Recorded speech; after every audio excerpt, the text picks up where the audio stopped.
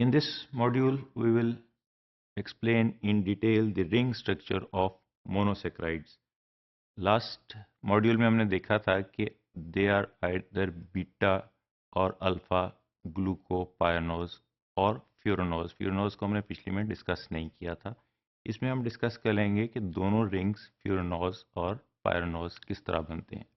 The ring structures of monosaccharides are similar to the ring structure of either pyran, which is six-member ring and called pyranoses, or furan, which is a five-membered ring, which are known as furanoses. Furanoses are heterocyclic organic compounds having five-membered aromatic ring, जिसके अंदर दो double bonds होते हैं.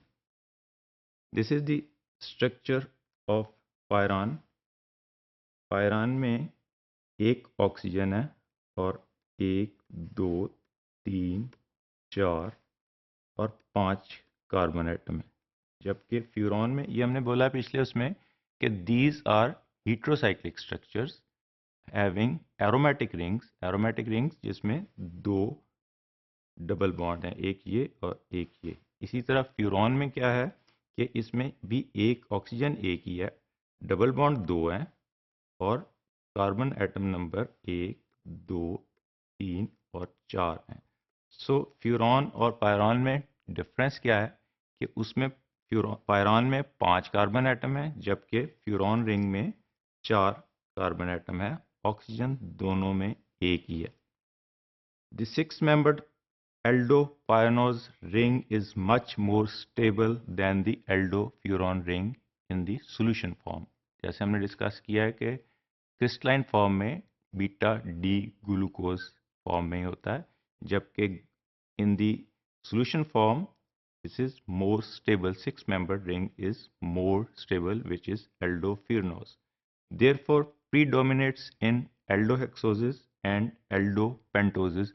Aldopentoses और aldohexoses का difference हमें पता है कि aldohexoses वो हैं जिसमें 6 कार्बन है और पेंटोज वो है जिसमें एल्डिहाइड ग्रुप, एल्डोपेंटोज वो है जिसमें aldehyde group with 5 carbon atoms है।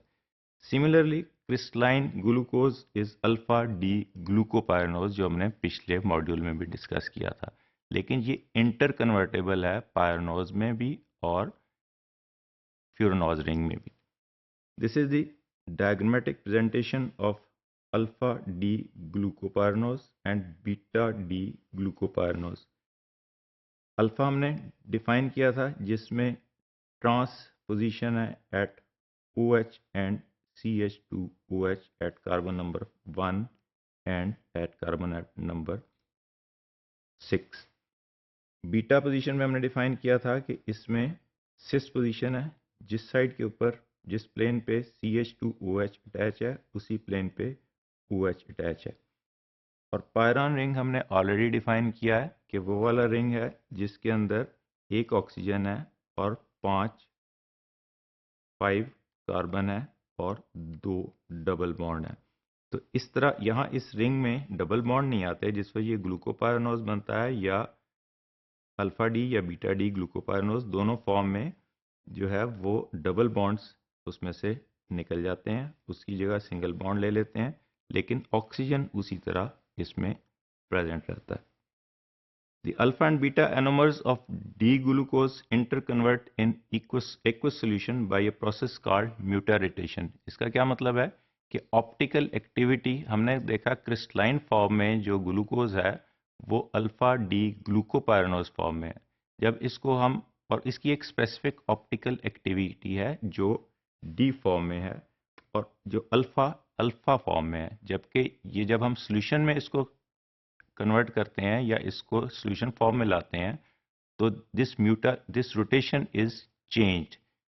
अल्फा की रोटेशन जो है वो वन लाइट ऑप्टिकल रोटेशन है 112 और 112 डिग्री, जबकि बीटा फॉर्म की रोटेशन जो है इट इज 19 डिग्री।